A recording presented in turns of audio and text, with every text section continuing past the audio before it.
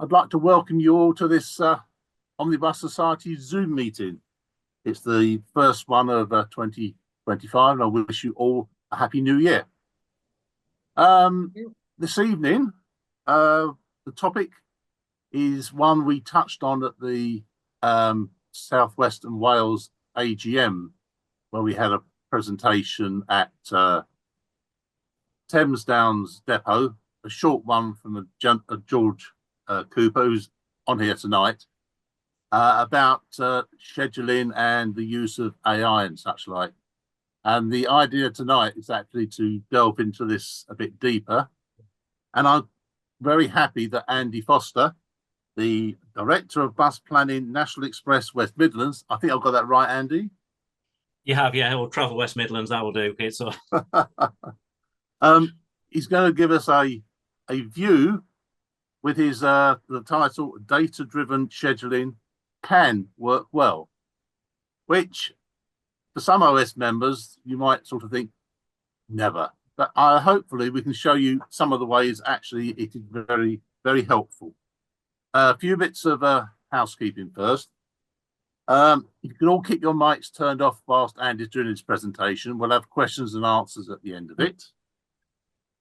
We also said that we weren't going to be recording the questions and answers, but thinking about this session, I suspect the questions and answers will probably be as informative as the talk, in that Andy's quite happy to be quizzed about it and be put on the spot and actually have a good discussion about the use of this technology. As well as on here, George Cooper from City Swift, who, whilst he's a product manager with City Swift, who are the software that Andy will be talking about, he's also a hardened busman. He's worked with the Go Ahead group. He was involved with their launch in Dublin when they moved over there. So he's got bus experience, which I think is a very useful balance to have when you're talking about these things. Anyway, Andy, I think I'll hand it over to you. We can find the share button, and please feel free to get started on your presentation. okay, thanks, Michael. We'll see if this first bit of technology works. Hopefully it will. And hopefully you can all see that first screen. Is that visible, Michael? I can see it. If anyone can't, please shout. We seem to be in business, Andy. Right. Okay. So Michael asked me to sort of give sort of my view on sort of how sort of data-driven scheduling can actually work well. With anything, there's a sort of series of pitfalls and problems, but I hope my explanation of what we've discovered, how we've worked through my career with data-driven scheduling, for want of a better word, will be interesting and informative. So first of all, a bit about me. I'm from Coventry. In my career, I've worked for three employers. From 1984 to 2003, I worked at Potteries in Stoke-on-Trent. I then had a 6-year period at the TAS Partnership in consultancy, and I'm now, or have been since 2009, at National Express West Midlands. Not sure for how much longer, but up to 2025 so far.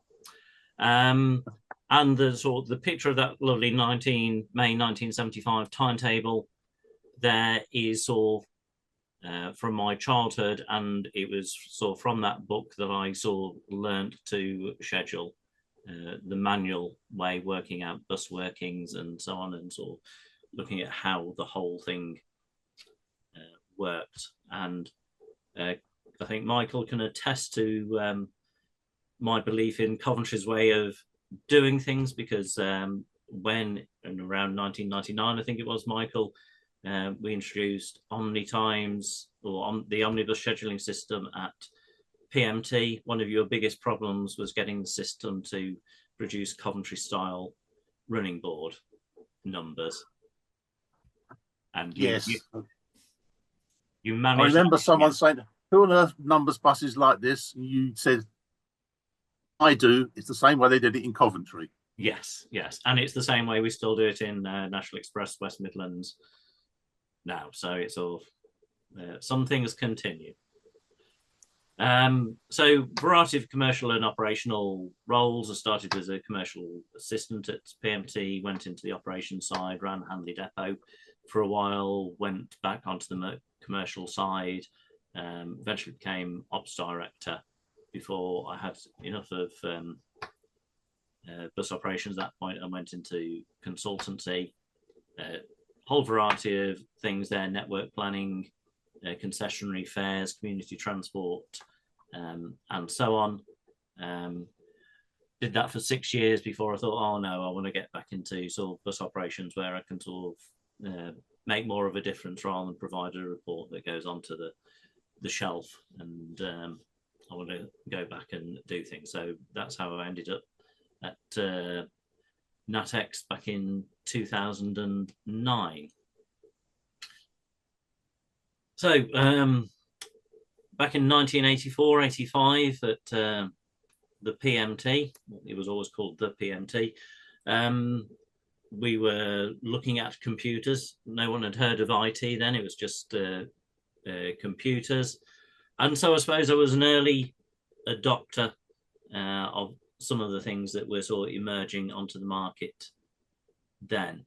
So in 1985, as we prepared for deregulation, we were using Q data and a program called Bus Driver, both devised by Dr. Ian McBriar. It was largely data analysis, and so it replaced crawling under Miss Woolley's desk looking for waybills and trying to work out how many passengers were on a journey. So it was all quite a step forward in basic analysis, and we're still at NX using Q data to this day. So been using that for 40 odd years. Computerized scheduling was sort of starting to come into the fore at the end of the 80s, beginning of 90s. So helped introduce GSched, the sort of scheduling system, which was better at causing frustration than actually producing results. It was one of those things that you would set running at the end of the day, close your office door. That was the point it failed, and then when you came back the next morning, it had crashed. You found it had crashed just as you left the office. So in 1999, which is when I met Michael first, as it was then, was looking at a new scheduling system, and Omnibus was adopted, and that was all leagues ahead of anything that we'd had before. And it's worth mentioning because it was sort of devised by Peter Crichton, who was a scheduler. All the IT that I've sort of embraced and adopted has not come from IT companies that thought, let's see what we can do with buses. It's come from bus people who have said, let's see what we can do with IT. And I think that often makes a sort of crucial difference. So Omnibus in PMT in 1999. When I moved to NX, there was a sort of variety of scheduling in place. There was microbus that never quite worked. They still had GSched, and they had manual scheduling, and we even had someone employed who would take a manual schedule and enter it into GSched to produce stats. So it was a bit messy. I knew that Omnibus worked, so we switched to Omnibus in 2010, I think it was 2010, 2011, and we've been using that ever since. So move on sort of 9 years to 2019, and we came across this product from City Swift, or City Swifter as it was called then, which was much more data analysis, looking at the AVL data, the vehicle location data, and ticket machine data, and giving us a better steer on what running times should be. There are always benefits to this IT, but a healthy skepticism is necessary with any data production. You do have to say, does that look right? That's the first question you must always ask. It's all, don't take it at face value. It's always good to have a sort of a skepticism that there could be something wrong with it. So I think scheduling and computers, my view has always been that timetabling is a blend of art and science. Driver duty creation is much more science, it's much more rules based, but in the art and science mix, schedulers do the art, making it understandable, making it attractive, and computers do the science. They do the analysis. They do the long, boring jobs that aren't the best users of, isn't the best use of schedulers' time. Always remember, computers don't think, they follow instructions. If you ask them for something silly, they'll produce something silly. They can't replace the people who do the thinking, or as yet they can't. You need those people that do the thinking, look for the common sense solutions, and create sort of workable schedules based on sort of reality, understanding people, understanding how drivers react to different things. But what computers and what the data analysis side can give is time back to skilled people to do a better job. So OmniTimes and the Omnibus suite, the scheduling side, gave schedulers more time to fine tune. I think subsequently lots of that time has been sort of eaten away by sort of requirement to sort of export things to various other systems, such as real time, sort of detailed stop information and so on. But the basis is, if you get the computer to do the boring data analysis side, your skilled schedulers will do a better job in the end. You can analyze data all day long, but going out and having a look at the real world is still vital. I don't think it's possible for someone to look at lots of data and take in everything what's happening without being able to put that in the context of the real world. And I'm always telling my bosses and the board at NX, I'm not sure how much notice they always take, but you can learn more spending half an hour on Moore Street, Queensway, watching buses go past than you will sort of 3 days looking through sheets of KPIs and data. And again, I believe that sort of schedulers and network planners need to be trained how to do the job without technology. So all the guys that work for me go on Ian McBriar's scheduling course, bus and crew training, bus and crew scheduling, and network planning, so they can do the job manually. So if systems go down, we can cope, and I still have a supply of graph paper, HB pencils and candles in the cupboard behind my desk, so we're sort of hopefully power cut proof. But you need that knowledge of how to do things without data analysis and without the aid of computers, to spot when the computer is spewing out nonsense. If you don't understand what it should look like, you're not going to spot when things go wrong. Right, so why use City Swift? The highway network, the bus network, is getting slower and more variable in running times. We're now in the West Midlands, we're 4% slower in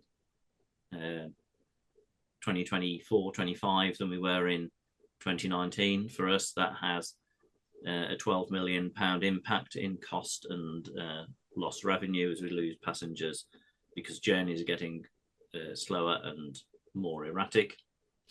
The PM peak is now 6% slower than the AM peak. The AM peak has a 7% variability in speed.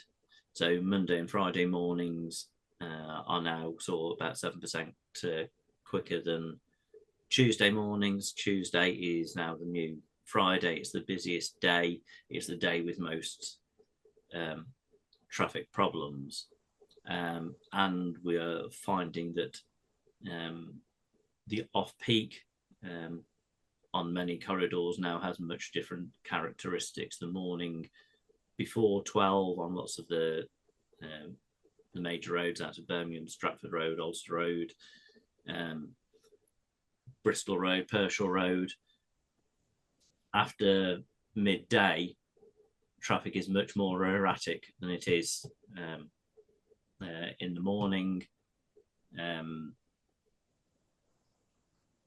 And so the afternoon, the worst or the slowest part of the afternoon peak is now between 3 and 4 rather than the 5 and 6 it used to be. So it's all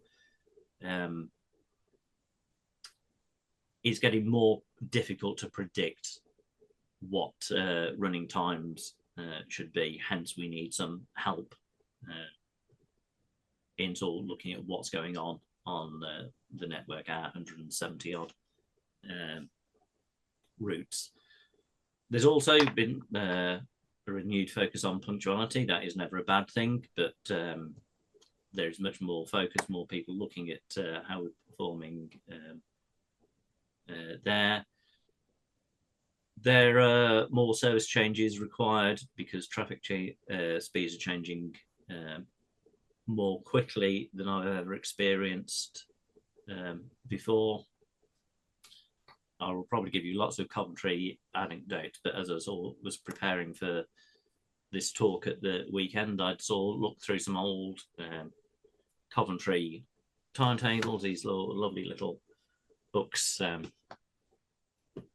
there. And one of the things I discovered was that sort of going right back to 1951, there was almost no change in the required running times on crew-operated routes in Coventry from 1951 up to the early 70s.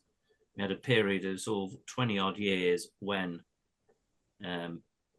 things weren't changing. It wasn't until 68, 69, so the difference between sort of that timetable and that timetable, that there was any difference between peak and off-peak running times. I think when I first went to PMT, all the running times were flat, whether it was all 5 o'clock in the morning, 5 o'clock in the afternoon, or 11 o'clock at night. Running times were flat. Some of the analysis I did in my time at TAS showed that sort of one of the biggest problems facing us as an industry was the increasing, the decreasing speeds that we could maintain, because you need more and more resources to provide the same level of service. So it's all things were getting more variable and things were changing more quickly. And so even looking at the January 24 to January 25, we've only had sort of a week so far, but buses in the West Midlands are operating at school peak times slightly slower than they did a year ago. So we've got this sort of the need for a sort of a more detailed, more frequent analysis needed of what's going on.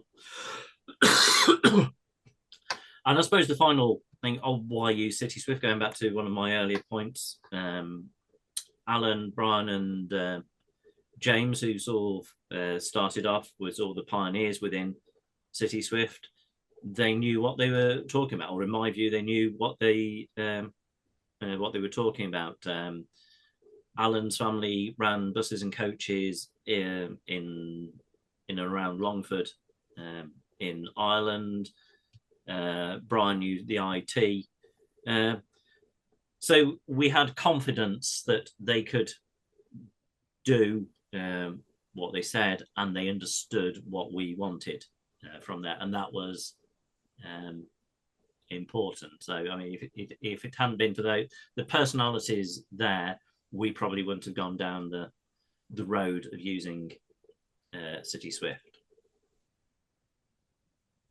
So now, thankfully, I can hand over to George for a short while. Do you want to share your screen, Andy?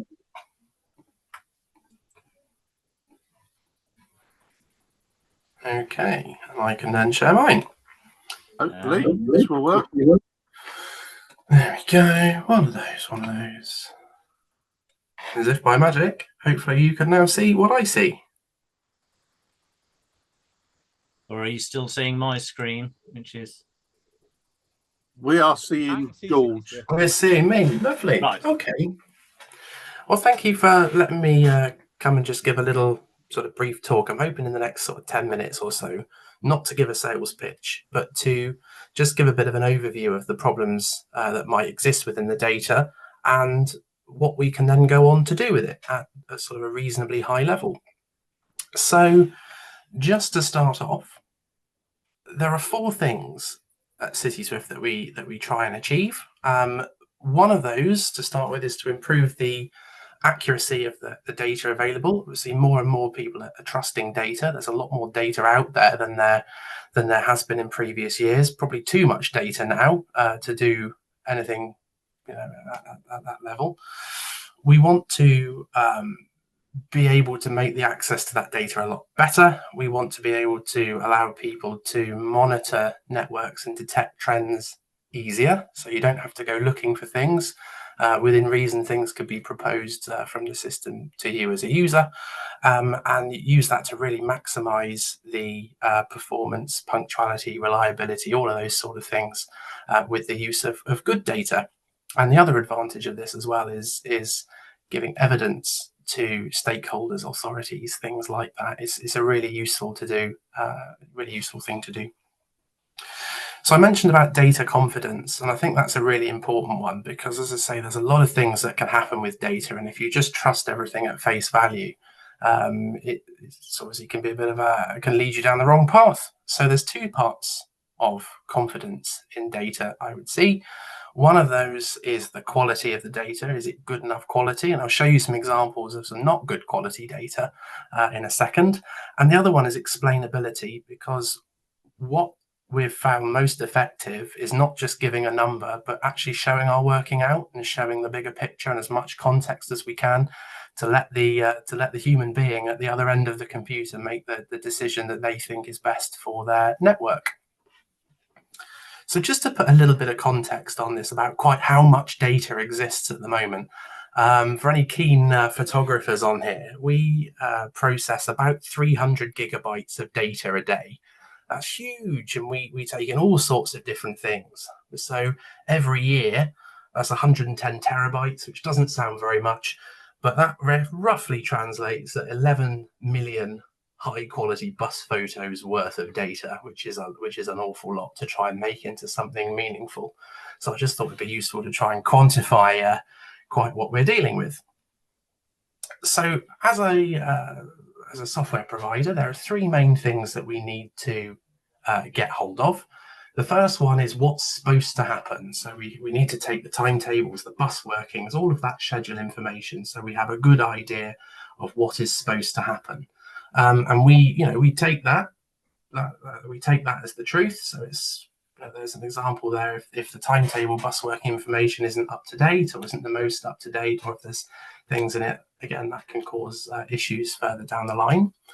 So once we've got our version of the truth and what we're expecting to see, we then need to find out what actually happened. So there's two ways we take that. We look at where the buses have been, and we look at what tickets have been sold. And we then join all of that together into a sort of a big picture that we can then draw insight off of. In terms of the real-time data, it's a bit of a tricky one. So here's my best go at a diagram with some National Express buses in there as well, just for relevance. So as the buses are driving around doing their day-to-day thing, they're always reporting back saying, this is where I am, here's my sort of coordinates of where I am, and here's the information of what I think I'm doing. So I think I'm doing the X1 at 8:05 in the morning going to Coventry or whatever, and they constantly report that back, and then they forget it. So they just go, here I am, and then 30 seconds later they'll go, now I'm actually here. And again, that generates huge amounts of data, and what we do is we listen into this, and then we process that and to work out where the buses were when, what times they were passing the stops, and all of that sort of stuff. And we mentioned earlier about data quality. I just wanted to take you through a few examples really of what good and bad data looks like, and all of what I'm about to show you comes from the BODS network, the Open Data Service, free to access, it's publicly accessible, anyone can hook into it if you want to. So for example, the image on the left is what's supposed to happen. Each of the different colors is a trip that a bus has done. On the left is all being well, and on the right there you can see there's quite a difference where buses have reported back they're in places which they clearly aren't, going wrong way and all of that sort of stuff. So one of the first things we need to do is make sure the data we're taking here is only the good quality stuff, and anything that's an anomaly is either we can correct little bits of it if we can, or throw away the rest. So there's really limited option for bad data getting in. Another example, anyone who's familiar with Legoland at Windsor, each of these little blue dots on the map shows somewhere that a bus has said it is. And you can see, I don't know if you can see my mouse, don't know if you can see my mouse here, but in the lake here and in the teacup ride are definitely not places where buses can be. So again, we can't just take it at face value. We have to go, what is sensible data to listen to, and what is just completely rubbish. Because again, GPS, anyone who's tried using a GPS on their mobile phone with lots of tall buildings and things like that, quite often it interferes with the signal, and you get quite strange results. Again, here's a little map of London using the sort of the traces effectively of where all the buses have been on a particular day, and you can see in quite a lot of cases that it's probably a hardware problem on the bus. The actual bus is reporting back the wrong data, it doesn't know where it is, and you can see that quite a lot of this broadly follows the routes, but there's quite a lot you can see disappearing off the bottom. And if I just zoom out slightly, you can see some of this goes down to just south of Ghana. So there's all sorts of different challenges that we have to deal with, and that is one of them. Speeds are an interesting one as well, because when we can take this data and analyze it in different ways to work out whether it's sensible or not. And the travel time between two bus stops we can work out. We know how far apart they are, and speed equals distance over time, of course, and we can then put miles per hour against that as well. So some of these you can see here are above the average cruising speed of a commercial airliner. So obviously they're clearly wrong, but when you get to sort of lower speeds, it's quite an art to detect what is sensible and what isn't in the different cases. And as well, there are other things that can happen to cause data problems that we need to correct. If drivers log in or log out of their ticket machines too early or too late, or if they say they're on the wrong trip, then we can be expecting something that's different to what actually happens. So the middle one, diversions are common. for thousands of reasons. But again, it's dealing with that, because if the bus has had to take a much longer journey between two timing points, there's no point using that data in an average on a day where there is no problem. And again, NatTan is if you're interested in lots of really big data, NatTan is the database of where all the bus stops are. And if they are not necessarily right, again, you're trying to compare something with a reality in which it is not fair to do so.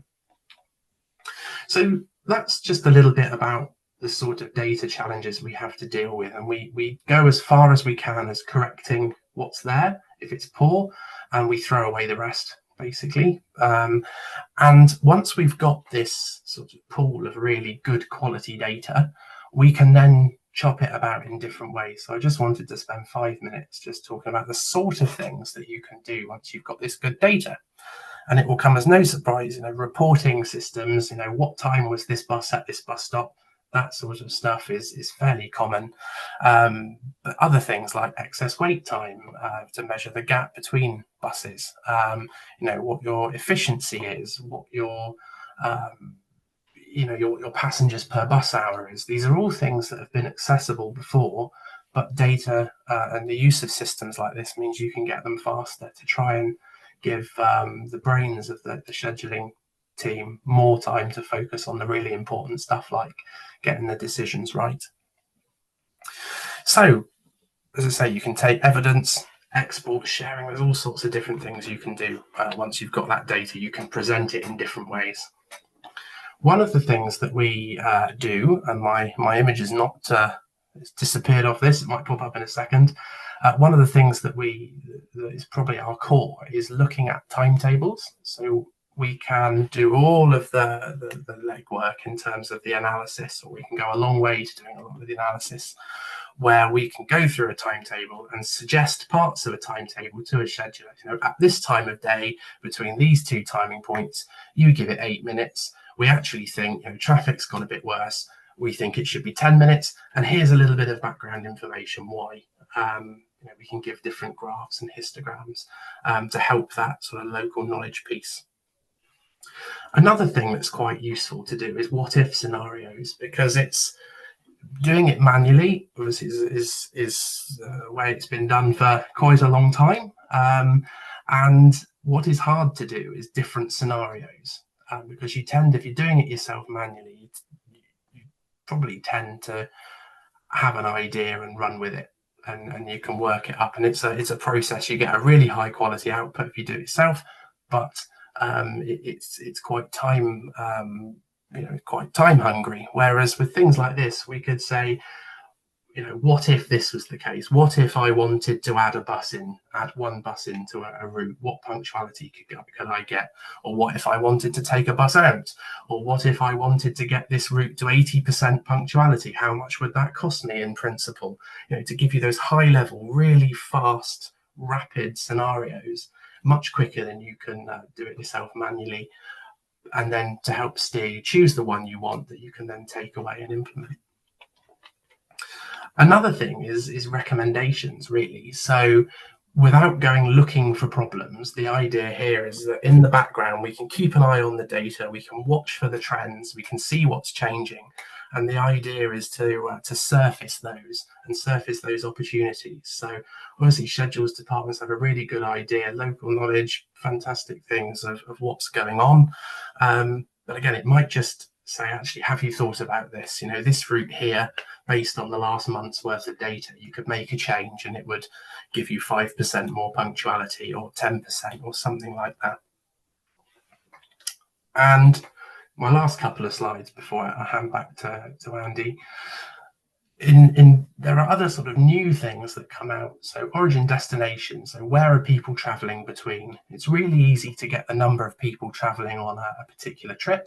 But what is slightly harder and slightly more involved is to work out where are they getting on and then where are they getting off again. So, the fact that people use a lot more, smart cards. So concessionary bus pass has got a unique ID in there, and bank cards and, smart cards, smart ticketing, QR codes.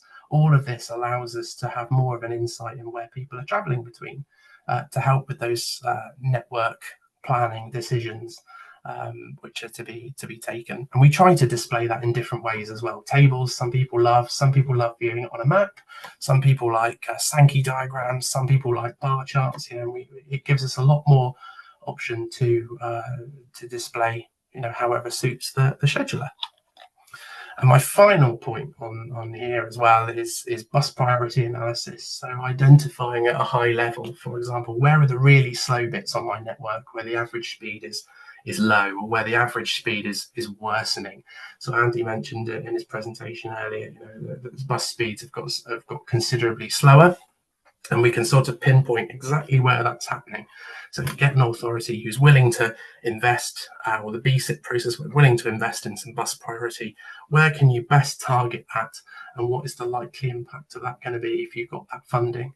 Same with bus stops and other things like that. You know, which stops are most used, and you know, where are the most unpredictable delays on the network, so you can give those people a bus shelter or a seat or something like that. So that was my little overview of what we set out to achieve. The volume of the data that we go through is loads, the problems that we get, and then some of the ways that we can cut and slice that data to present it back to help support those decisions. It's just left for me to say thank you, and I shall hand back to Andy. Thanks, George. I shall try and share my screen again. Have I managed to stop sharing mine at this point? Yeah, you've disappeared, George. Lovely.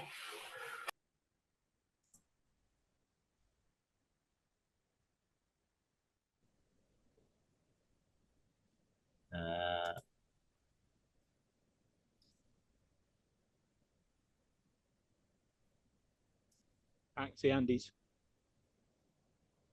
Is that working now? You've come back on the picture on screen 10.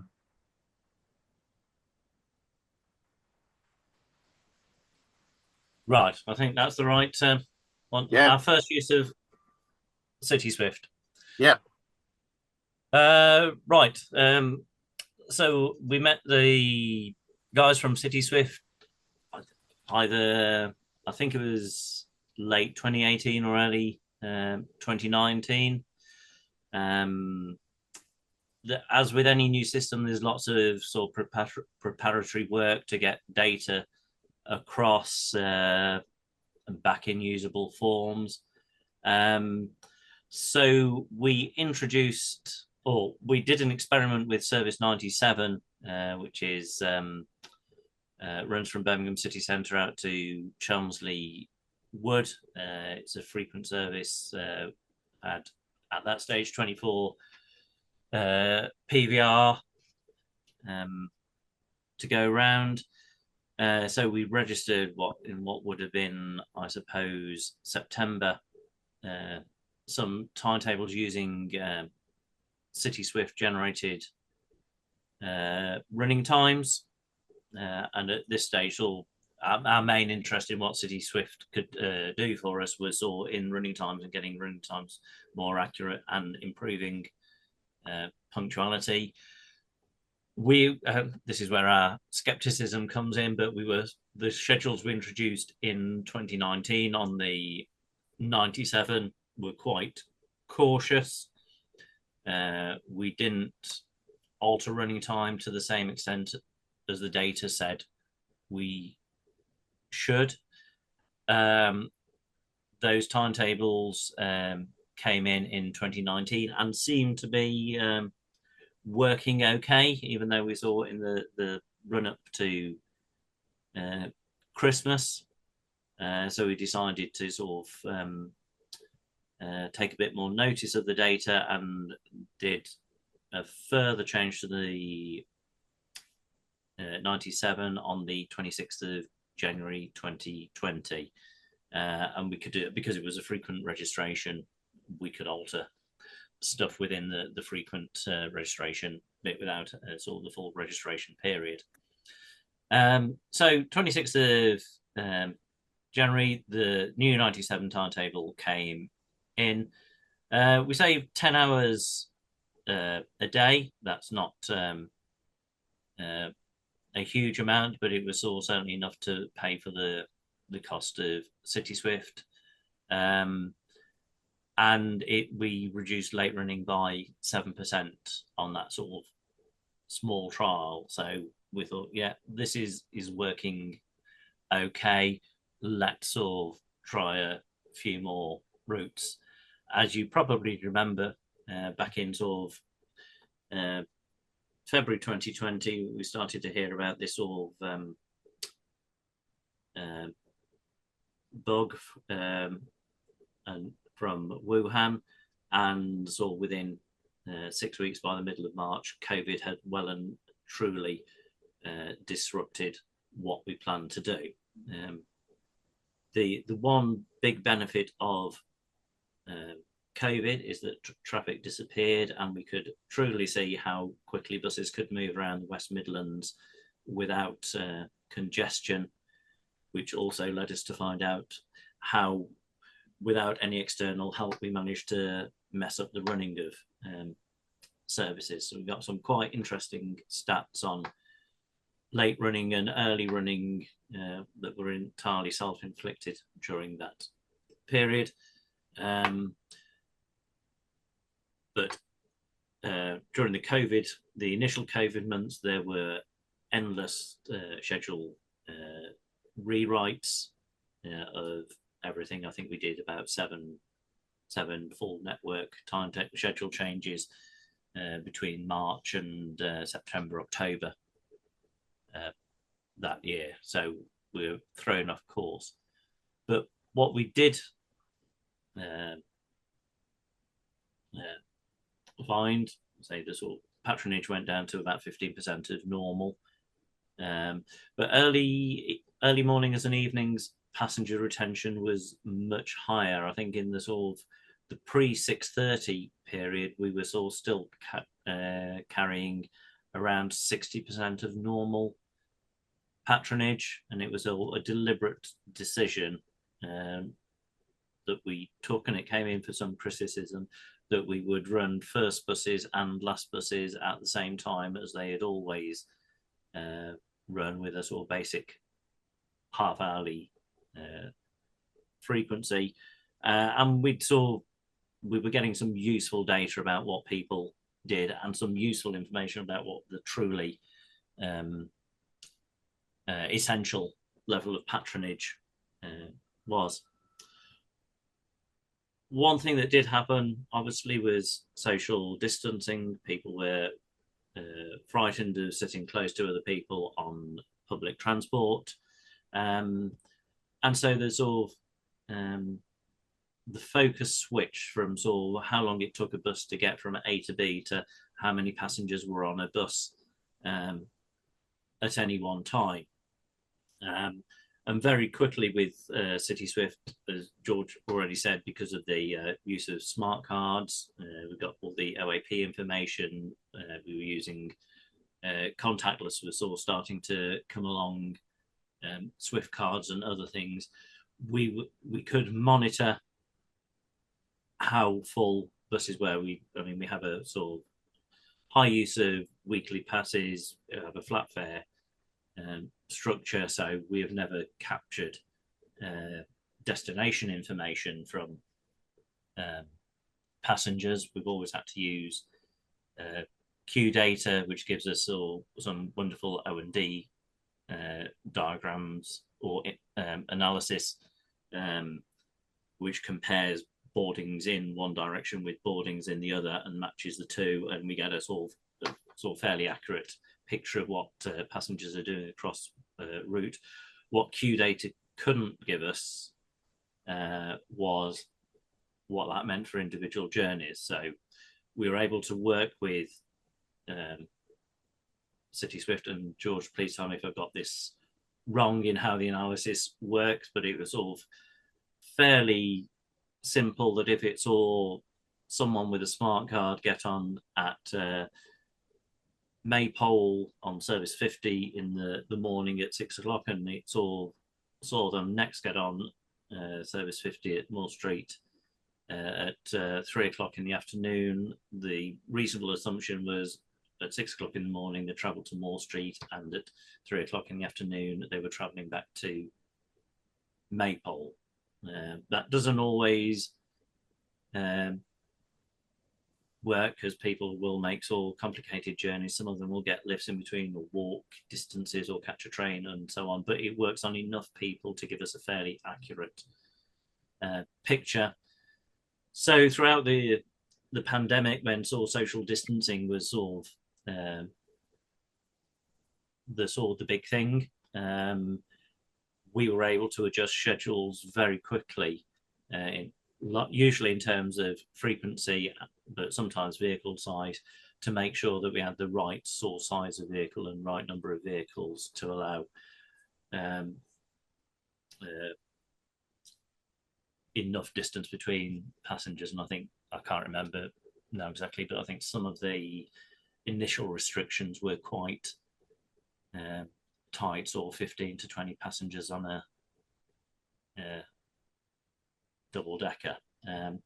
And I mean, one of the things that we saw were also able to use City Swift for was sort of work out how often buses were stopping and opening the doors, because we were able to feed into the DFT on sort of how often air moved around vehicles with all the windows open. And I think in some small way that sort of helped DFT to argue for sort of some relaxation on the social distancing standards that were sort of required on buses. And I can't remember how often air changes on a bus now, because it's all a few years ago, but it's all surprisingly often.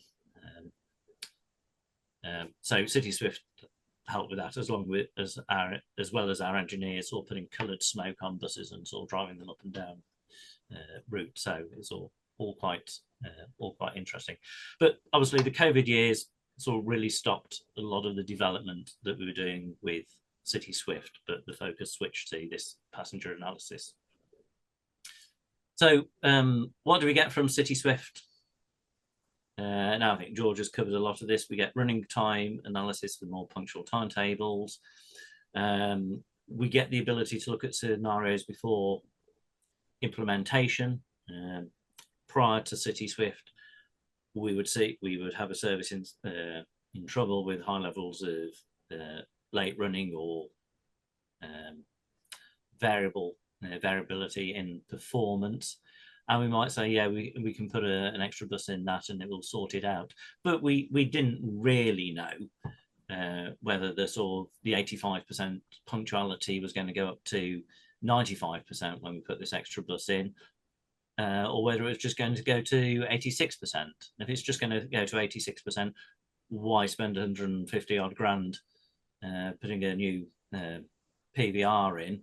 But if it's going to 95%, it's probably worth it, because you can generate, because the improved service will generate enough revenue to cover that.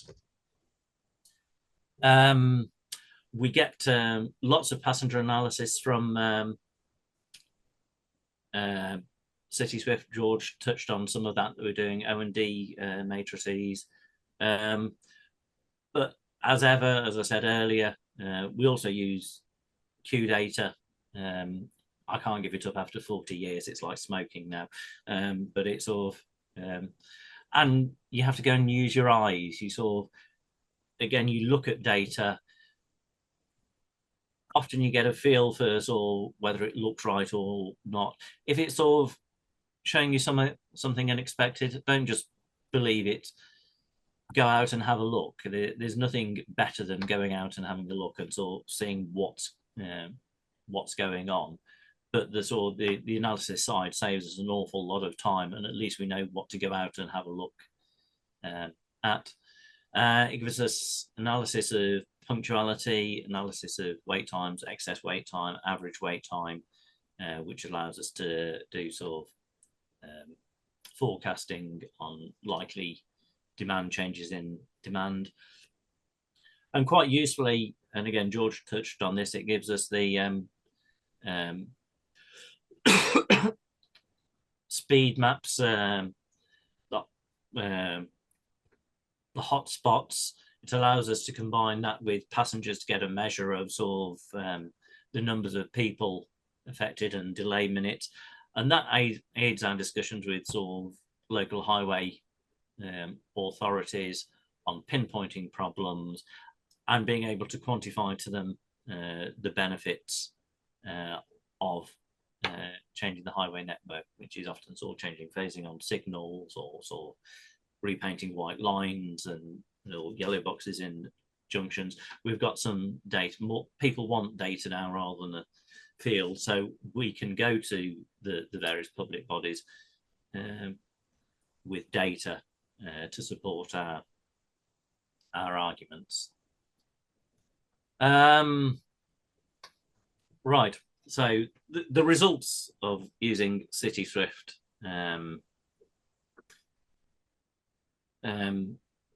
We did some comparison in 2022 and 2023 when we were sort of deciding whether we were going to continue with City Swift and B, expand the use of it, because initially our use was just on high frequency services, covered 575 PVR, which basically covered all our sort of higher frequency services. Point A, in terms of preparing timetables, it was substantially quicker than the manual analysis of running times that we used to do, which was sort of printing off data, putting it into Excel files, then pouring through that data, doing lots of additions and so on. Take this with a pinch of salt, but it's not too far out. So there's sort of the average preparation time for sort of one of the more complex timetables went from 8.5 hours down to 2.5 hours. The caveat, again, with all data, is you need to do more checking of that data. Don't just sort of, because the system has said this, don't just sort of export it into the scheduling system and sort of say, oh, that's okay.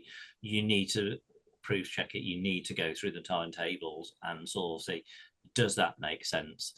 Is it right that the sort of the 1500 journey is taking, says it wants 38 minutes, but the 1510 journey says it wants 59?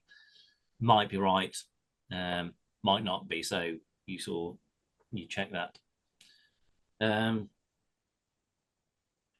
Punctuality improved to a greater extent on services where we use City Swift data compared to where we've done the old manual analysis and timetable creation.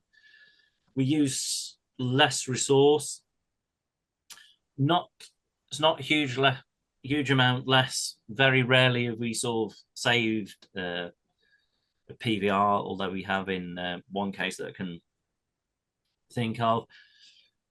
We're probably using 1% less resource than we would otherwise do, but I mean, so you multiply that across NX West Midlands, and the combined cost saving and revenue benefit was probably worth about £2.3 million, and that's that was my conservative estimate, scaling lots of things back. So it has been worthwhile.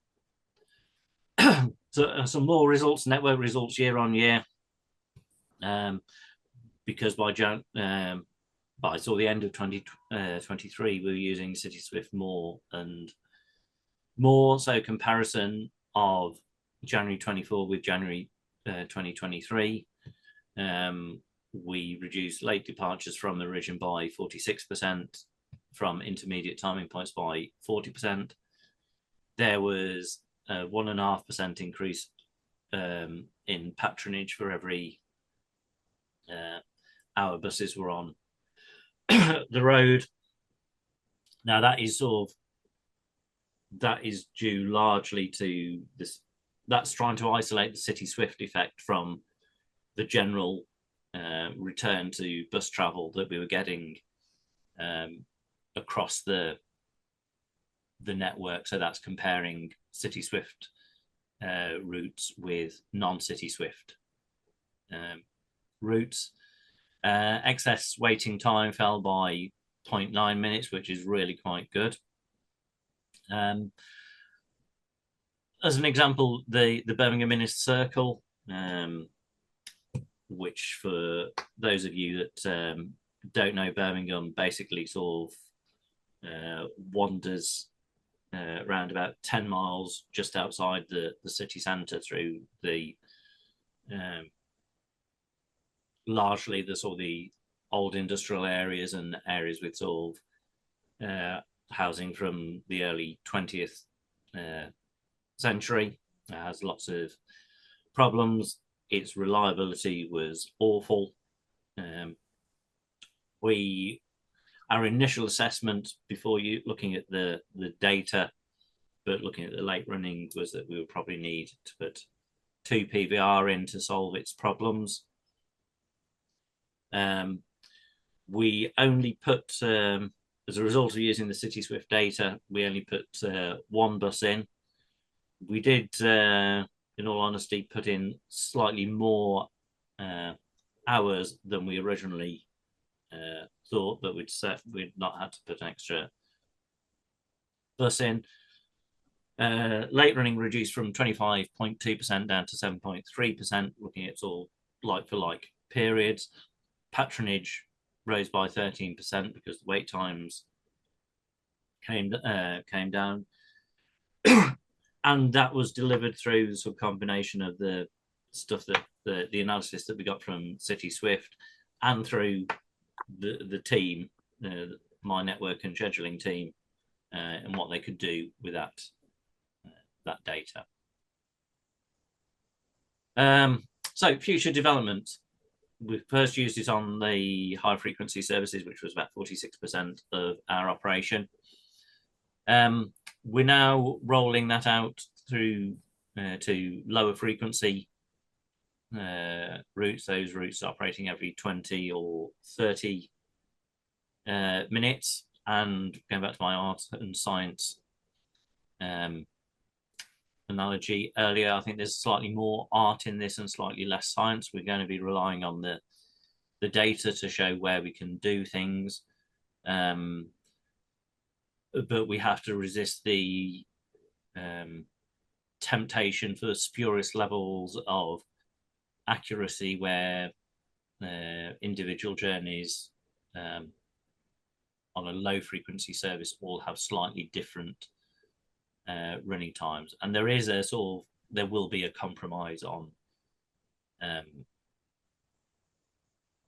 levels of lateness here. Not much, but I firmly believe we've still got to present memorable timetables rather than over accurate ones. And if it leads to sort of 15% late running at intermediate points rather than sort of 11% that we could perhaps get if we sort of followed the data exactly, then I think that's a balance that we should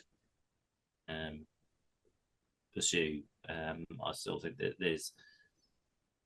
there's a high value in clock face timetables, and that to some extent trumps accuracy. Although by the time you get to the afternoon peak periods with some of the variances that we're getting on some of our major corridors, the peak running times will go up. And I think that there's some interesting questions there where you have a high frequency route and a low frequency route running parallel. Do you give them the same running times or different running times if it makes the lower frequency service more understandable? On the higher frequency routes, perhaps not so important. Again, the future development, the new spotlight that George touched on earlier. That's all something that runs in the background. I think it's probably nearer to AI than sort of big data analysis. But that's sort of looking at the whole network all the time, and through that we can identify the sort of the routes that need extra resource to improve punctuality, cost savings where that we can achieve without harming punctuality, and also gives us a priority of routes that can deliver the best results. So I think there's some quite interesting things there, and there's George and one of George's colleagues, Chloe, know only too well, as soon as they give me something new to look at, or I always say, oh yeah, but can it also do this? So I think there's quite a bit of development and pestering from me, at least until I retire, whenever that may be. I think that's it. Hope that Brilliant. was. Thank you very much, Andy. It's good to see your passion for doing things that I would say doing it right. I was quite interested in your comment about the thing with Mondays now being a quiet day and Tuesdays being the busy day. If I go back very anecdotally to my days at Centre West back in London, what was interesting there,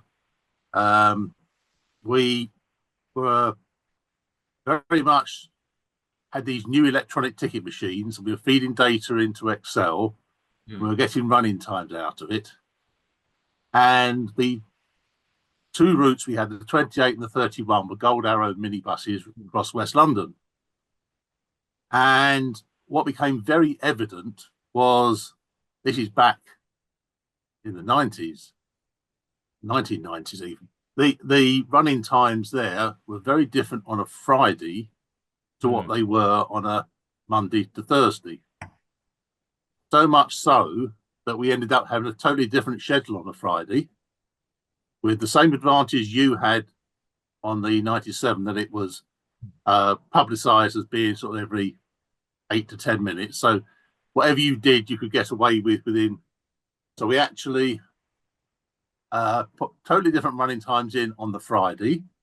The peak time started running out about 11:45. Peak buses did, because what happened on a Friday at that time in London, everyone disappeared out Friday afternoon, and all the arterial roads out of London were busier, and you took far longer going across them. So we put more running time in, and we ended up bringing the frequency down, so we used the same number of buses. And it's one of these things that happened. Nothing was publicised about it, and it worked really well. Yes. I wonder if that's the sort of thing you could see happening, that actually you will do a different Monday schedule, which might actually cost you 2 buses less in the morning peak, because actually it's so much quicker. Yeah, I mean, we did service one in Wolverhampton for a while. We ran with a different Monday schedule. We're back on a Monday to Thursday and a Friday schedule. We've got quite a few routes with Friday only schedules now, which you can also find in this sort of book here. Coventry often ran different off-peak frequencies on a Friday to Monday to Thursday. But yeah, I think there's sort of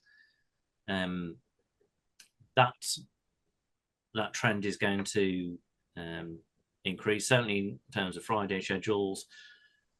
And I think on the some of the high frequency routes on Monday morning schedules as well. I think I think what COVID did was accelerated some of the trends that we were seeing prior to COVID. Friday had already dipped from being the busiest passenger day to the second busiest. Tuesday had already risen up to be the busiest, but I think COVID has meant that that's now much more pronounced than it ever was. And are you finding your peak loads are now actually less than They have been. We have this that varies more across the network than I thought it would. I mean, generally, we are up at around 95% of pre-COVID patronage. The one standout is that Sunday is 20% higher than pre-COVID patronage. There has been a huge change there. I think it's all peaks aren't down as much as I thought they would be, and maybe that's all just because the rail network tends to sort of carry more office workers who are able to work from home than the bus network does. Saturdays have declined, and Monday to Friday off peak has declined because we haven't had the return of pensioners on free travel passes to anywhere near the sort of the 2019 levels. That's all the one group of all where travel patterns have changed the most, and that's all has some interesting implications for various bits of the network going forward. What's interesting is it's because you've got this data, you can now talk with so much accuracy about what's been going on. Yes, yeah. There's a lot more detail available, and so you can get that a lot quicker. I mean, so we've always been able to get data, but I can now get it almost instantly rather than having to wait for more data to be processed. So that's good. I'm sure Andy and George will be quite happy to take any questions if anyone's got anything. I'll keep my open for any hands raised.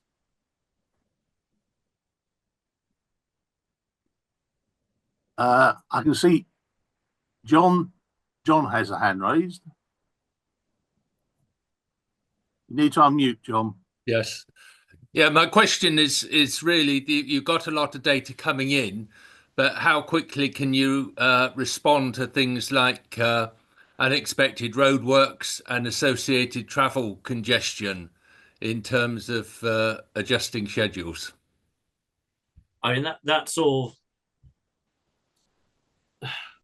That probably hasn't changed to the same degree because we're still largely stuck with the registration periods. Obviously, if there's road closures, you have to do something different. The bigger problem is probably our labour agreements and perusal times and so on for changing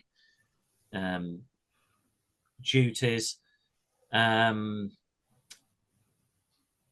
think it is slightly easier, but not hugely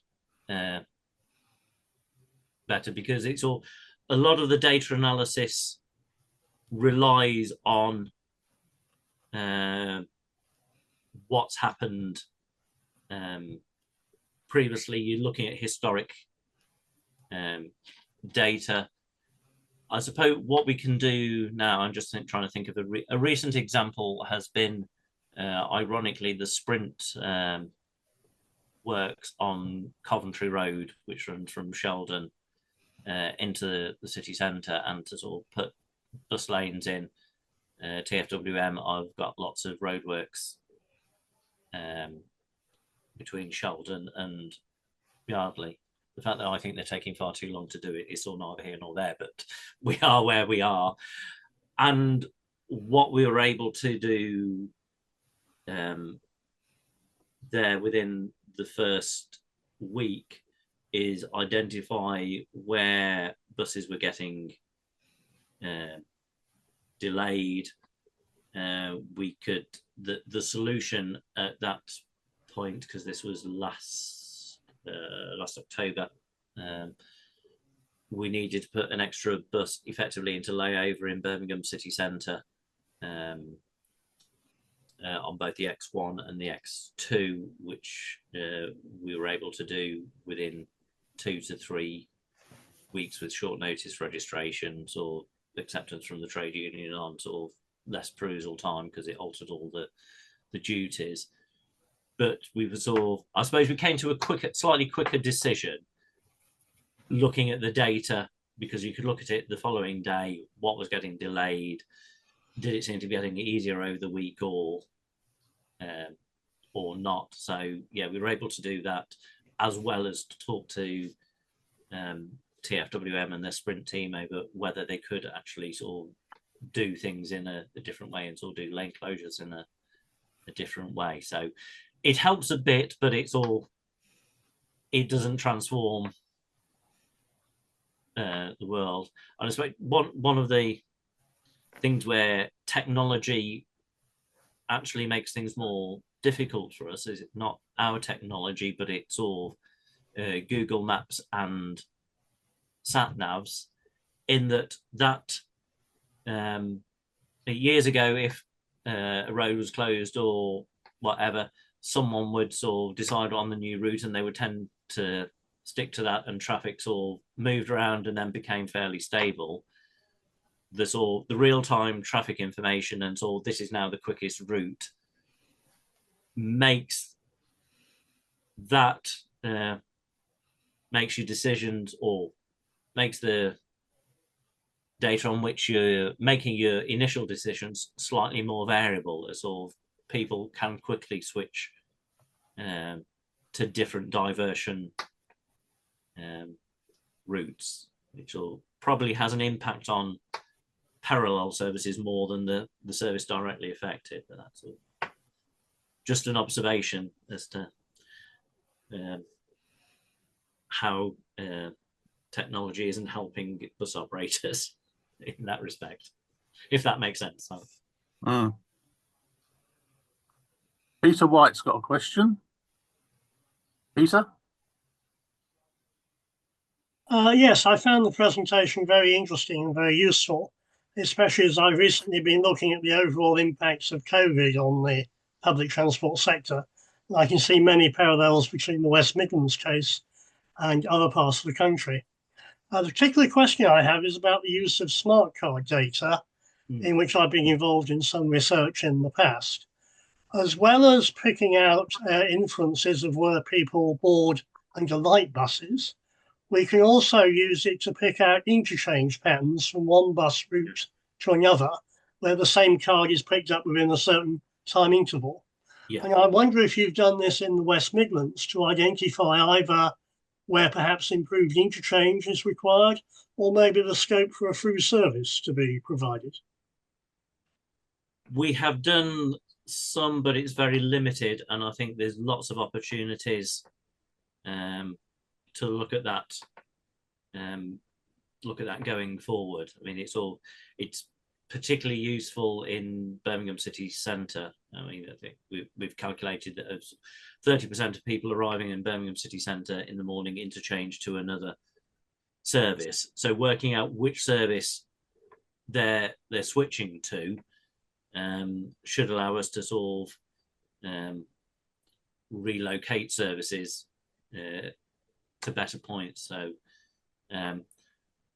we've done a bit of it, but we haven't done enough of it yet, and we've got to develop that more. But yes, you're quite right. It's a very interesting and useful piece of data. You want to make any comment from the City Swift point of view, George? Yeah, it's a really interesting one, and a lot of these things is there's so many different ways we can go with each of our products, and I think what we try and do is little increments at a time.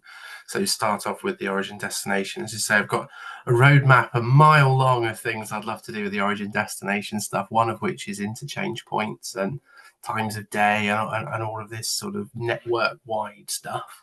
But yeah, it's really good. But I think that's what we, from a product development point of view, we try and do, is to do a little bit and put a little update out, see how people get on with it, get Andy's feedback, show it to him first in most cases, Yeah, and sort of go from there really. So it's all really good ideas.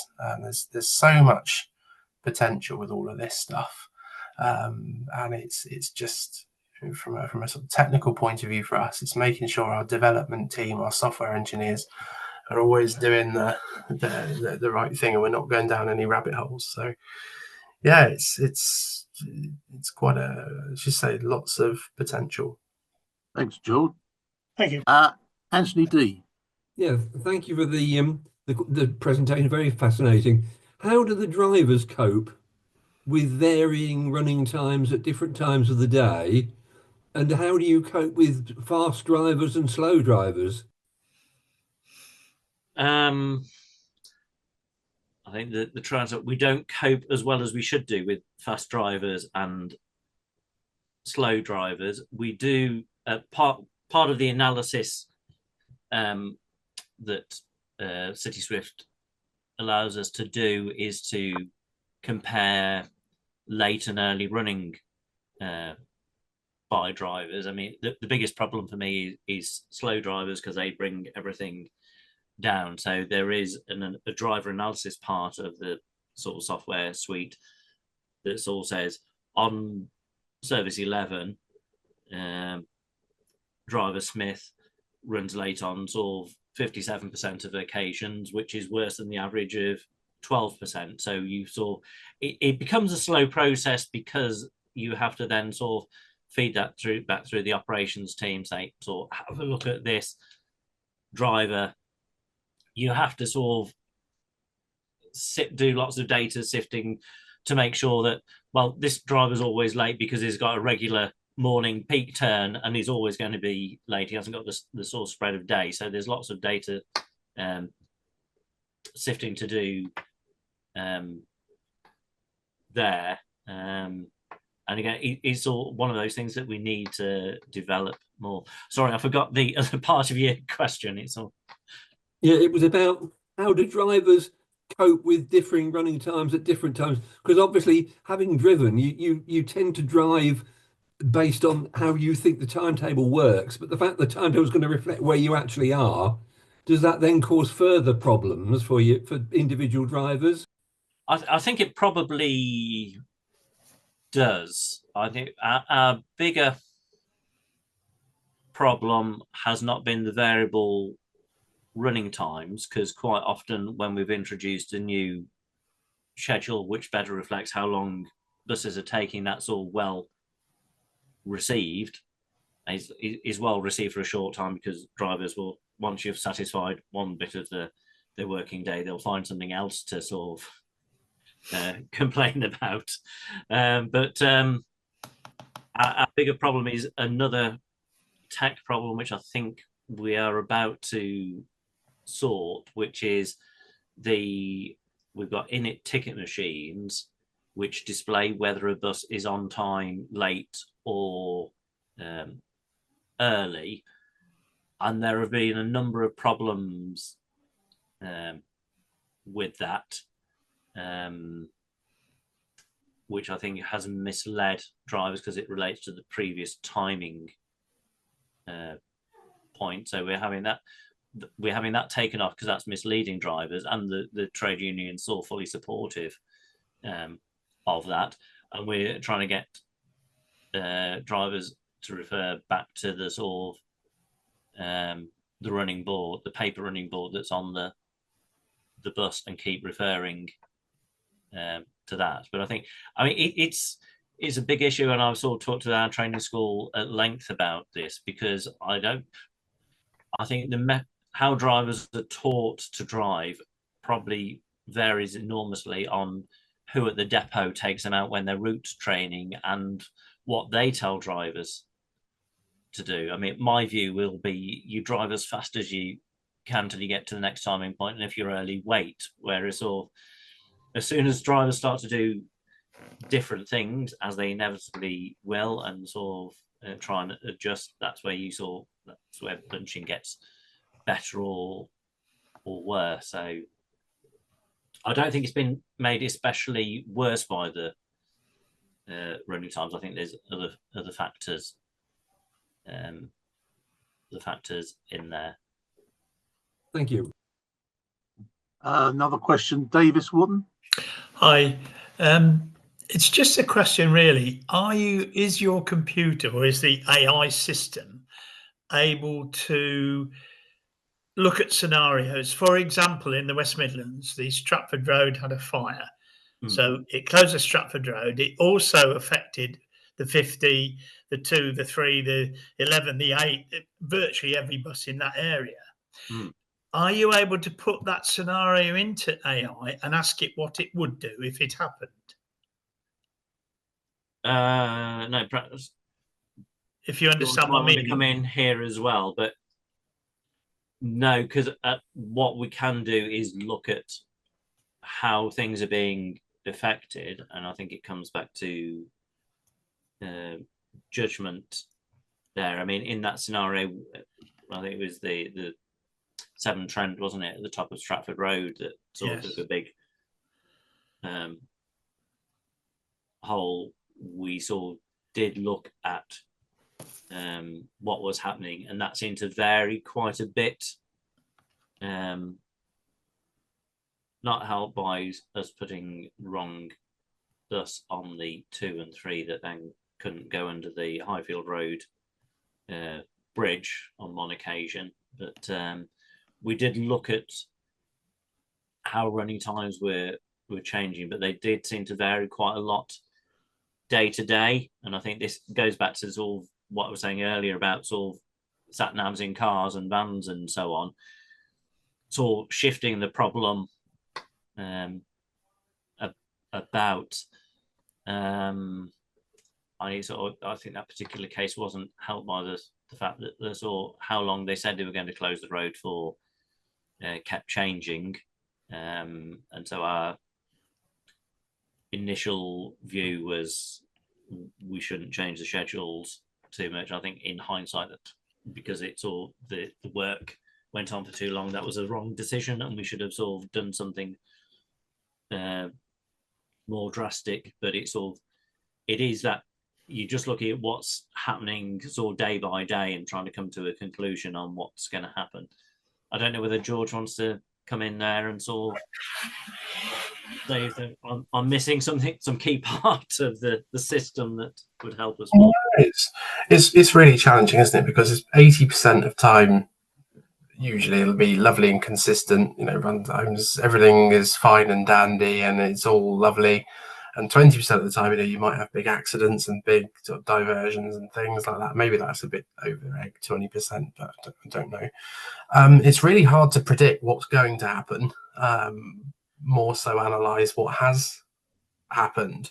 I mean, if there were certain cases where, so actually there's this road closure coming up, there's something that I can plan for, and I put into this, this between point A and point B usually takes 5 minutes. My prediction is it's going to take 10 minutes now between this. You could put that into our system, so to speak, and it would regurgitate everything it knows about and come up with, well, actually, then your level of resource you're going to need to deal with this is likely to be this much more than it currently is.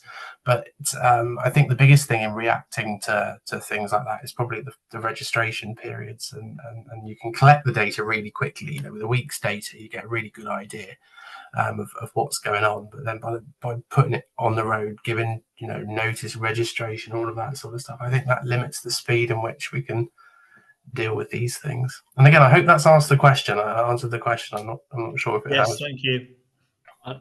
Just one point to add, sort of thinking about another situation that we've had recently, as we get a longer build-up of data, we're able to sort of go back and look at when things are repeated, as they quite often are, what happened last time, and that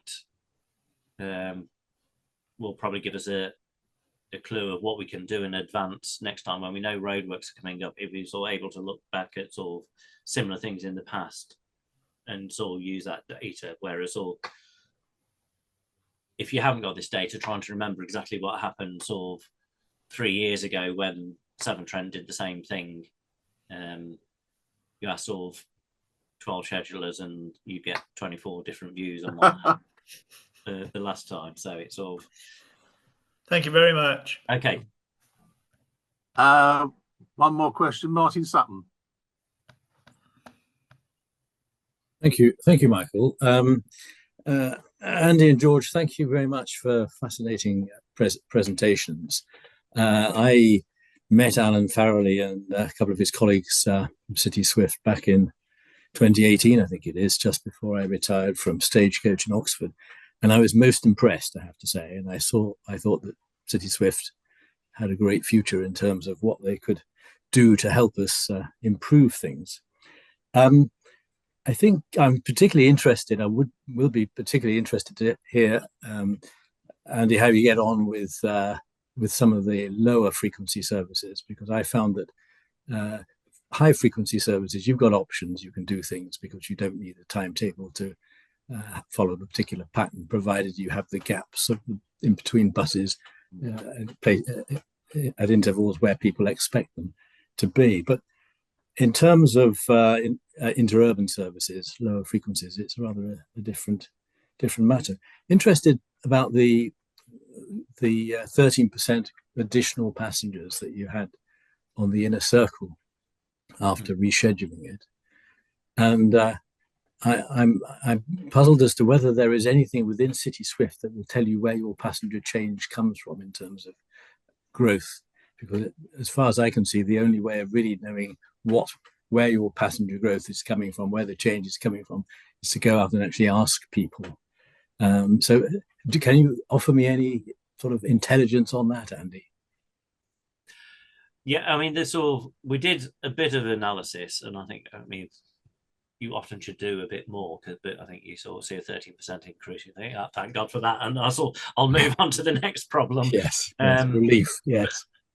As far as I could see from the data, the benefit came from people who, when they were experiencing a long gap, and there were some awful gaps on the inner circle, which should have been every 12 minutes, but sort of we would get sort of 40-50-minute gaps at times when it was all worse. It largely seemed to be people that we'd got back on the bus who had previously been walking, that had got fed up of waiting and decided to walk. I mean, I think this is where the smart card analysis comes in as well, and it's all what we've found. I mean, this is going back a few years and talking to passengers on the outer circle. We could do the analysis to see whether it's still the case. The outer circle runs much better in the morning than it does in the afternoon. So very often people would take the outer circle for a journey in the morning, and in the afternoon they would travel back through Birmingham and change. Quicker.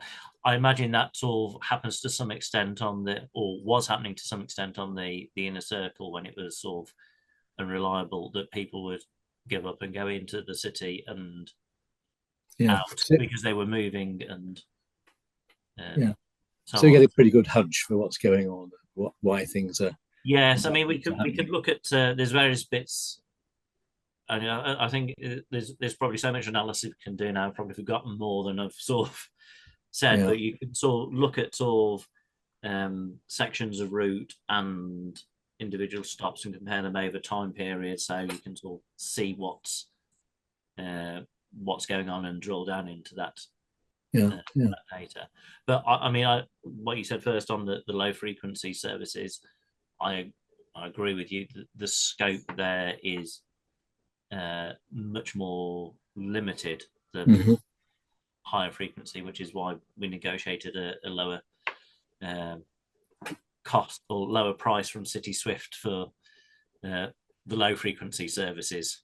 Yes. I think it's all the savings are more likely to come round the shoulders of the day, early mornings and so on, where you may sort of say, oh yeah, that journey, that bus can, when you're going from sort of say a half hourly frequency into a 20-minute frequency, oh yeah, that bus can actually do that journey and do it fairly reliably. And so things will sort of, subsequent buses will then come out the depot later and sort of at the end of the day, oh yeah, that sort of, yeah, I can risk the 1835 arrival doing the 1840 departure. So I think it's sort of the savings are there. Okay.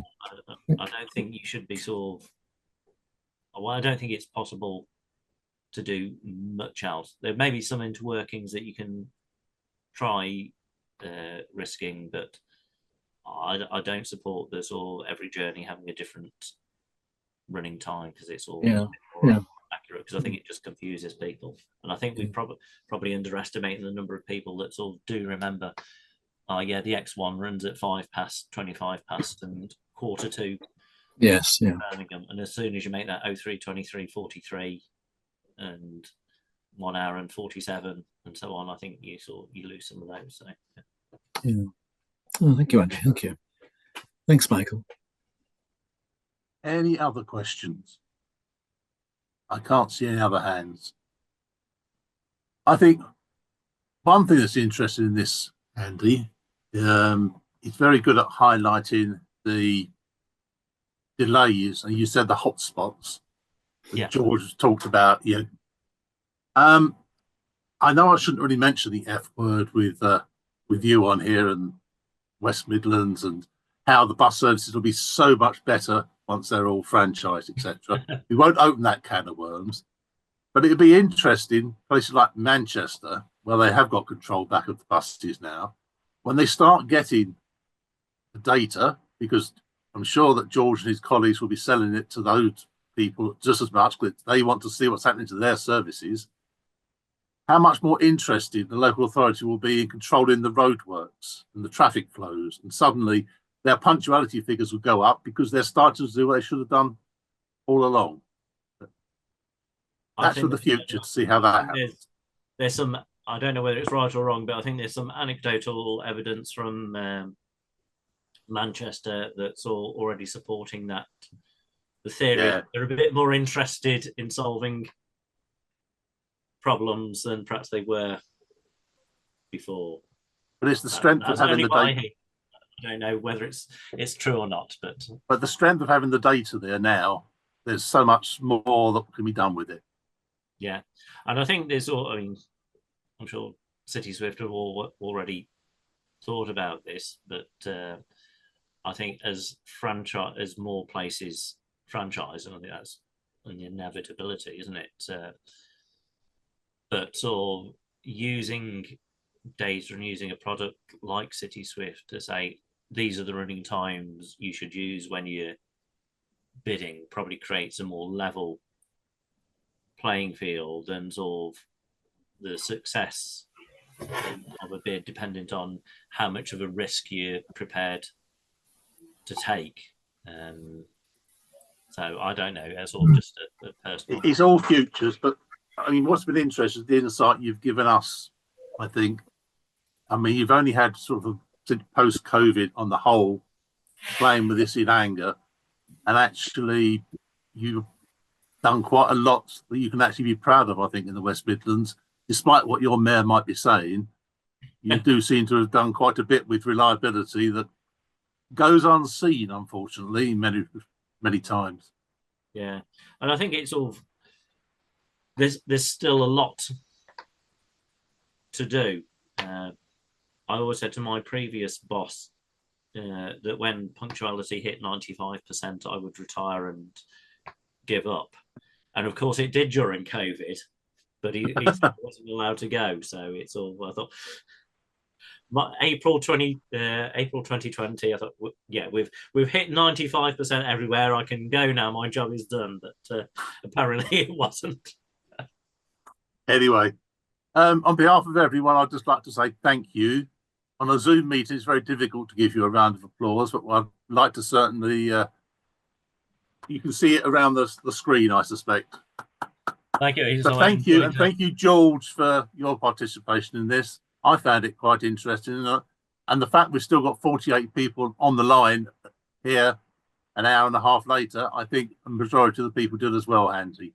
But thank you, and thank you, George, for your time.